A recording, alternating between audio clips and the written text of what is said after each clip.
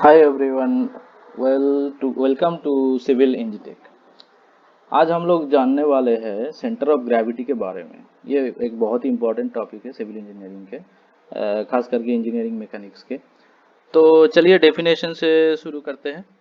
Definition में क्या बोला है? The centre of gravity of an object is the point at which weight is evenly dispersed and all sides are in balance, or the point through which the force gravity act.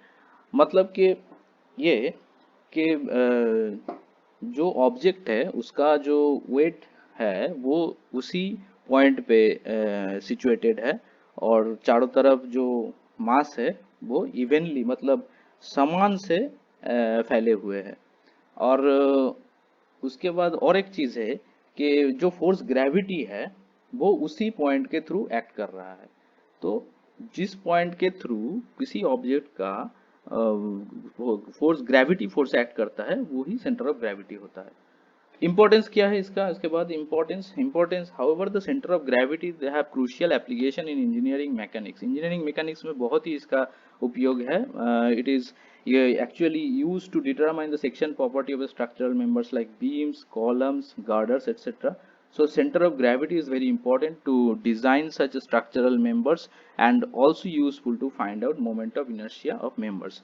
मतलब कि centre of gravity very important है, बहुत ही important है design के लिए। जो हम लोगों को सिविल इंजीनियरिंग का मेंबर्स है, सिविल इंजीनियरिंग का स्ट्रक्चर का मेंबर्स है, तो बीम्स, कॉलम्स, गर्डर्स, तो इसका डिज़ाइन के लिए हम लोगों को सेक्शन प्रॉपर्टी निकालना पड़ता है। तो वो सेक्शन प्रॉपर्टी के निकालने के लिए हम लोगों को सीजी निकालना पड़ता है। मतलब सीजी से हम लोगों को मोमेंट ऑफ इनर्शिया मिलेगा, मोमेंट ऑफ इनर्शिया से सेक्शन मॉड्यूलस मिलेगा, उसके उसके चलते हम लोग मोमेंट कैपेसिटी सेक्शन का निकाल पाएंगे।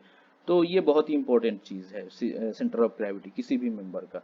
तो इसलिए हम लोगों को निकालना पड़ता है, और इसीलिए इसका ये बहुत ही महत्वपूर्ण है सिविल इंजीनियरिंग के लिए, खास करके डिज़ाइन के लिए। और difference between centroid and centre of gravity, ये एक सिंपल सा डिफरेंस है, कुछ नहीं है।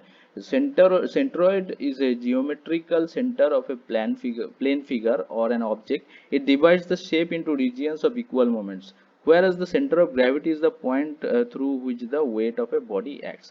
एक्चुअली सेंट्रॉइड बोला गया है 2D जो जियोमेट्रिकल शेप्स होता है, रेक्टेंगल, सर्कल, ट्रायंगल, ये सब के लिए हम लोग उसको सेंट्रॉइड बोलते हैं, लेकिन वो है सेंटर ऑफ ग्रेविटी ही, लेकिन उसको हम लोग सेंट्रॉइड बोलते हैं। और सेंटर ऑफ ग्रेविटी किसका होता है? 3D स्ट्रक्चर, 3D बॉडी का होता है, जो 3 डायमेंशनली एग्जिस्ट करता है, उसका सेंटर ऑफ ग्रेविटी होता है, क्योंकि उसका जो ग्रेविटी फोर्स है वो उसके उस पॉइंट से एक्ट करता है, इसीलिए उसको सीजी बोला जाता है।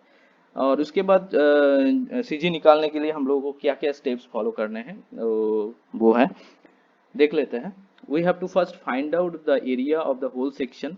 हम लोग जो सेक्शन का सीजी निकालेंगे उसका हम लोगों को टोटल सेक्शन का एरिया पहले निकालना पड़ेगा, क्योंकि वो एरिया से ही हम लोग निकाल पाएंगे। और इस एरिया को टोटली नहीं निकालना है, उस एरिया को हम लोगों को कैसे निकालना है? उस एरिया को हम लोगों को छोटे छोटे टुकड़े में बांटना पड़ेगा पहले, वो ही बोला है इधर। For that we have to divide the section into different easy small sections. Easy small sections के क्या मतलब है? इजी स्मॉल सेक्शंस होता है लाइक रेक्टेंगल, सर्कल, ट्रायंगल।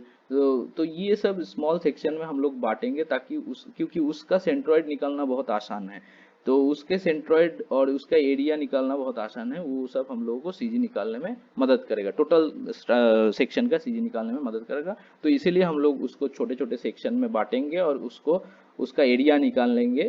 उसको नंबरिंग करेंगे पहले, 1 2 3 sections, number 1 section, number 2 section, ऐसे n नंबर ऑफ सेक्शन तक हम लोग कर सकते हैं। और उसको नंबरिंग, उसका एरिया हम लोग, इस एरिया को हम लोग डिटरमाइन करेंगे like A1 A2 A3 AN तक। उसके बाद क्या करेंगे? We have to fix the reference plane from which we have to determine the centre of gravity. उसके बाद हम लोगों को देखना है कि किस रेफरेंस प्लेन से हम लोगों को सीजी निकालना पड़ेगा। तो ये हम लोग बाद में जब एग्जाम्पल करेंगे तो वो बहुत क्लियर हो जाएगा। तो वो हम लोग एग्जाम्पल में देख लेंगे, ठीक है। तो उसके बाद हम लोग क्या करना पड़ेगा? रेफरेंस प्लेन जान लिए कौन सा रेफरेंस प्लेन से करना है, उसके बाद हम लोग को जानना है, then we have to put out the individual distances of centroids of small sections from the reference plane। ठीक है। तो रेफरेंस प्लेन से हम लोगों को सेंट्रॉइड इंडिविजुअल सेक्शंस का जो सेंट्रॉइड्स है उसको निकालना पड़ेगा, ठीक है, डिस्टेंस निकालना पड़ेगा। मतलब जो रेफरेंस प्लेन है उससे हम लोग जो छोटा छोटा सेक्शंस में बांटे हैं होल सेक्शन को, टोटल सेक्शन को, वो छोटा छोटा सेक्शन का जो इंडिविजुअल सेंट्रॉइड्स है, तो उस सेंट्रॉइड से वो रेफरेंस प्लेन का कितना डिस्टेंस है उसको हम निकालेंगे और उसको हम लोग नंबरिंग करेंगे, जैसे कि x1 x2 x3 n number तक हम लोग कर सकते हैं जिसका नंबरिंग होगा xn। उसके बाद ये फॉर्मूला है हम लोगों के पास, after getting the areas and the individual distances of the centroid of the respective small sections we can easily find out the centre of gravity of the whole section by formula given below. क्या formula है? Easy formula है, x equal to a1 into x1 plus a2 into x2 plus a3 into x3 plus dot dot dot plus an into xn divided by a1 plus a2 plus a3 plus dot dot dot plus an। मतलब ये है कि a1 stands for the area of the section 1 and x1 is the distance of centroid from the reference plane of section 1।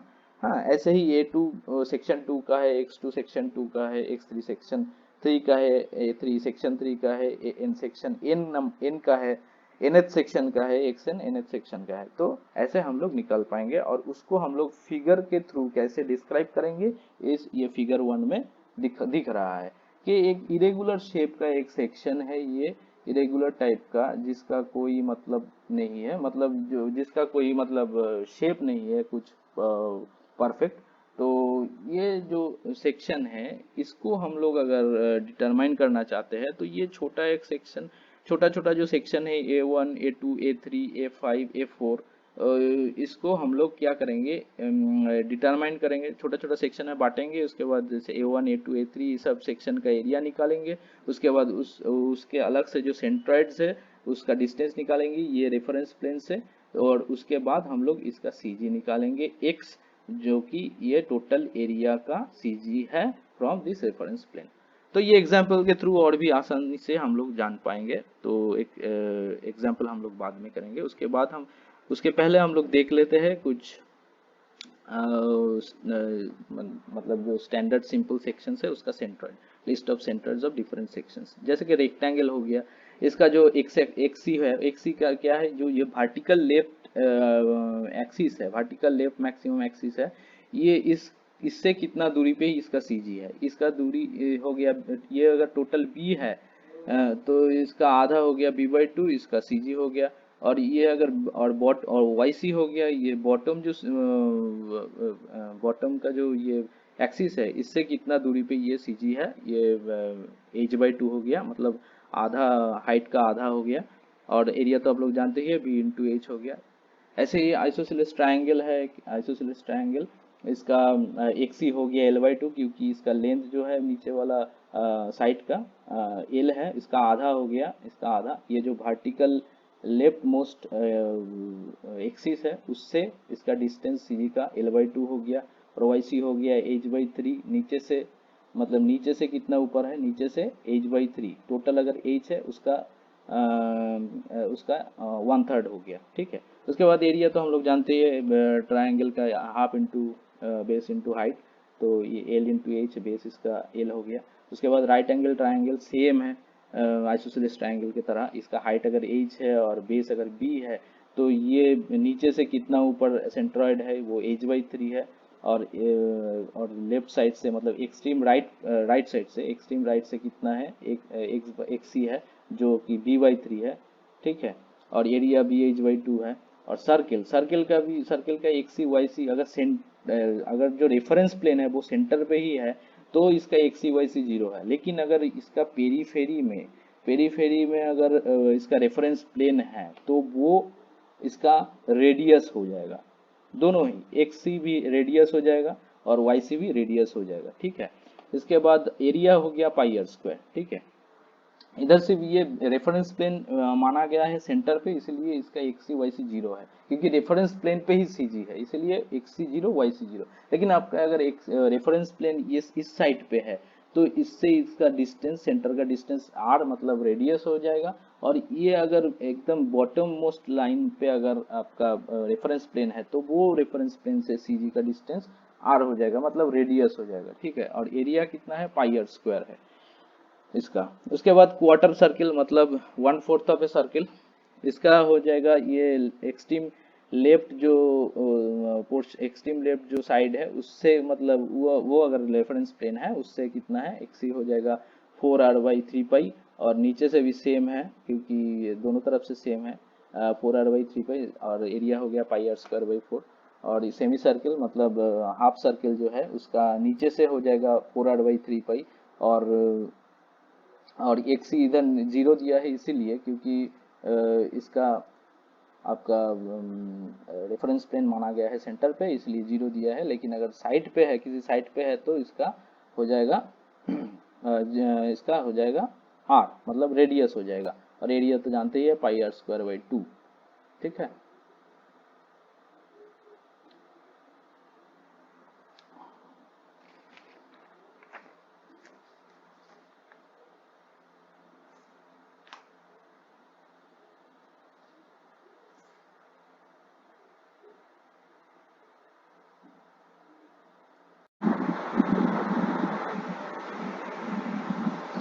तो चलिए guys एक example के through हम लोग जान लेते हैं कि सीजी कैसे निकाला जाता है। तो एग्जांपल में क्या दिया हुआ है, find out the centre of gravity of an I section from extreme left plane and extreme bottom plane. तो ये एक आई सेक्शन है जिसका टॉप प्लेन जो हो गया 2000/500, वेब हो गया है 2000/400, और बॉटम प्लेन जो हो गया 1000/300। तो इसके बाद हम लोग सीजी निकालने के लिए थोड़ा एक रेफरेंस प्लेन के रिस्पेक्टिव एक फिगर बना लिए है। ऐसे ही फिगर बना के हम लोगों को सिंप्लीफाई करना पड़ेगा, उसके बाद हम लोग को जो पैरामीटर्स है वो निकालना पड़ेगा, उसके बाद हम लोग को सीजी निकालना पड़ेगा इक्वेशन के थ्रू।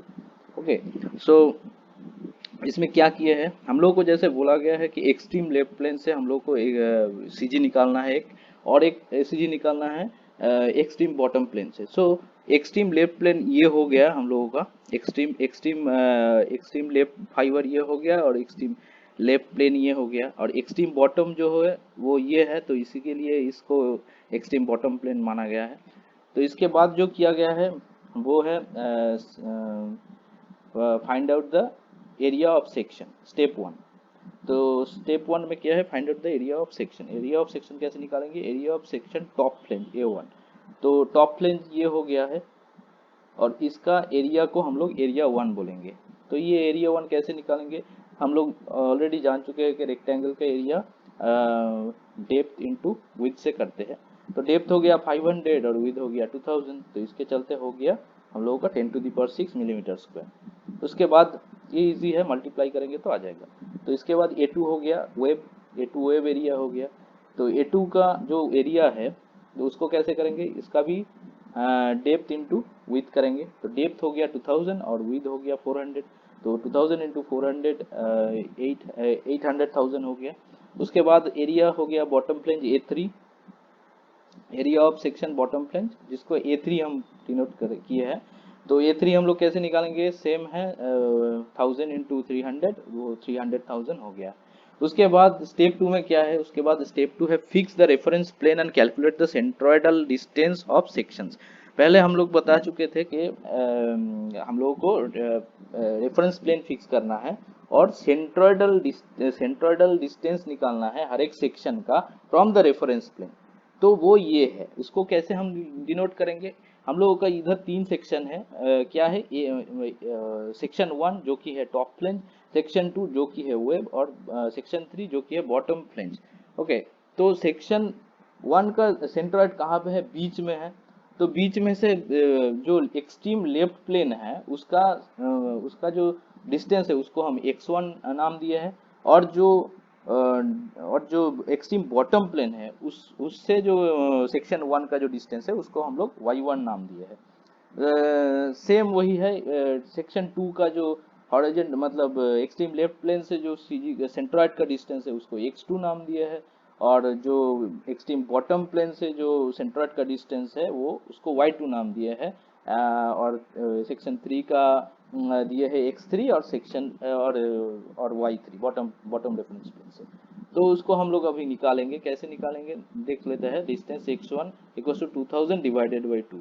2000 डिवाइडेड बाई 2 क्यों है? क्योंकि इसका टोटल लेंथ हो गया है, मतलब विड्थ जो है टोटल हो गया है 2000, और हम लोग देख ले रहे हैं कि इसका जो सी जी बीच में सिचुएटेड है, तो इसके लिए हम लोग को 2000 डिवाइडेड बाई 2 करेंगे तो x1 आ जाएगा 1000, ठीक है। उसके बाद x2 क्या है? x2 हो गया है, x2 क्या है? x2 कैसे निकालेंगे? x2 हम लोगों को निकालना है कि ये सेंटर पे है, सेंटर पे है मतलब जो इधर से इस एज तक डिस्टेंस हो गया है 400 डिवाइडेड बाई 2, ठीक है, 400 डिवाइडेड बाई 2। और उसके बाद जो कि इधर हम किए हैं 4x2 400 divided by 2 plus plus हम लोगों को अभी इधर से एज से ये रेफरेंस प्लेन तक पहुंचना है, जिसका लेंथ हम लोग कैसे निकालेंगे? ये टोटल 2000 माइनस 400 डिवाइडेड बाई 2 करेंगे तो इतना का हम लोगों को डिस्टेंस मिल जाएगा, ठीक है। मतलब कि ये जो टोटल डिस्टेंस है, इससे हम अगर ये बीच वाला जो एरिया हटा देंगे, ये बीच वाला जो विड्थ हटा देंगे, उसका आधा इधर है आधा इधर है, हमको आधा ही चाहिए, तो इसलिए डिवाइडेड बाई 2 करेंगे तो इधर आ जाएगा 800। तो 800 प्लस 400 डिवाइडेड बाई 2 मतलब 200 आ गया 1000। ये करेंगे कैलकुलेट आसानी से, ये 1000 निकल जाएगा। उसके बाद आ गया x3। जैसे कि x2 का हम निकाले हैं, वैसे ही सेम x3 का हम निकालेंगे। इसका विड्थ हो गया है 1000, तो इसलिए हम लोग पहले 1000 डिवाइडेड बाई 2 कर दिए। इसके बाद क्या करेंगे? प्लस सेम है, इसका जो विड्थ है टॉप फ्लेंज का, उससे माइनस करेंगे बॉटम फ्लेंज का विड्थ, जो कि 2000 माइनस 200, और उसका आधा कर देंगे, तो ये एज से ये रेफरेंस प्लेन तक का डिस्टेंस मिल जाएगा। तो उसको जोड़ देंगे, मतलब 1000 divided by 2 plus 2000 minus 1000 divided by 2 equals to 1000। ये तीन डिस्टेंस हम लोग को मिल गया। इसके बाद y1 y2 y3 कैसे निकालेंगे? ये तो बॉटम प्लेन से कितना, बॉटम रेफरेंस प्लेन से कितना डिस्टेंस है सेंट्रोइड का, हर एक एरिया का, हर एक सेक्शन का, तो उसको हम लोग निकालेंगे। अब देखते हैं y1 कैसे निकाला गया है। y1 कैसे निकाला गया है? y1 कहाँ पे है? ये सेंटर पे। किसका सेंटर पे? नो, टॉप फ्लेंज के सेंटर पे। तो टॉप फ्लेंज के सेंटर तक पहुंचने के लिए हमको 300 प्लस 2000 प्लस 500 का आधा जोड़ना है, तो वही किए हैं। 300 प्लस 2000 प्लस 500 बाई 2 मिल गया हम लोगों को 2550, ठीक है, 2550 मिल गया। उसके बाद y2 कैसे निकालेंगे? हमको y2 कहाँ तक है? वेब का सेंटर में है, ठीक है, सेंटर तक पहुंचना है, नीचे से एकदम y2 का सेंटर तक, मतलब सेक्शन 2 के सेंटर तक पहुंचना है। कैसे पहुंचेंगे? 300 प्लस 2000 डिवाइडेड बाई 2, तो वही किए हैं, 300 प्लस 2000 डिवाइडेड बाई 2, जो कि है 1300। फिर उसके बाद क्या है कि सेक्शन जो 3 है वो बॉटम प्लेन जो उसका आधा तक, नीचे से उसका आधा तक पहुंचना है। कैसे निकालेंगे? जो ये जो 300 है उसका आधा कर देंगे डायरेक्ट, तो मिल जाएगा 300 डिवाइडेड बाई 2 150 मिलीमीटर, ठीक है। तो हम लोगों को क्या क्या मिल गया है? एरिया 1 मतलब A1 A2 A3 x1 x2 x3 and y1 y2 y3 सब कुछ मिल गया हम लोग को। अब सिर्फ इक्वेशन में बैठाना है। तो इक्वेशन में क्या बैठाएंगे? कौन सा इक्वेशन में बैठाएंगे? जो सीजी मिल जाएगा, इस इक्वेशन में बैठाएंगे जो पहले हम लोग एक्सप्लेन कर चुके थे।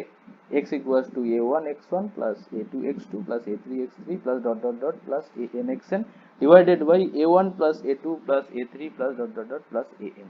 इसको कैसे निकालेंगे? क्योंकि हम लोगों को सब मिल गया है, a1 मिल गया है, x1 मिल गया है, a2 x2 a3 x3 सब मिल गया है, उसको सिर्फ बैठा देना है।